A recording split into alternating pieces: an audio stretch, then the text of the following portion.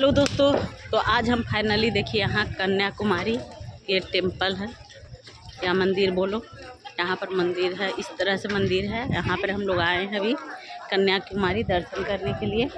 और यहाँ देखिए बाबा लोग इस तरह से शाखा पोलाई सब सारा चीज़ यहाँ पर इस तरह से शंका जो समुद्र के अंदर से निकलती है और उससे तैयार करके ये सामान को बनाया जाता है और यहाँ लोग बिक्री करते हैं। और यहाँ देखिए तरह तरह का टोपी भी मिलती है, जैसे कि आप समंदर का बीच अगर घूमने जा रहे हो तो इस तरह से यहाँ पर ही बिकता है। और भी यहाँ पर होटल है, देखिए इस तरह से दोनों साइड में बहुत सारे सामान मिलते हैं। और ये पास में हमारा बिल्कुल मंदिर जो सामने आप देख रहे हो, ये हमारा कन्याकुमारी, जिसे हम लोग कन्याकुमारी के नाम से प्रसिद्ध है, वहाँ हम लोग जानते हैं। वही हमारा ये अभी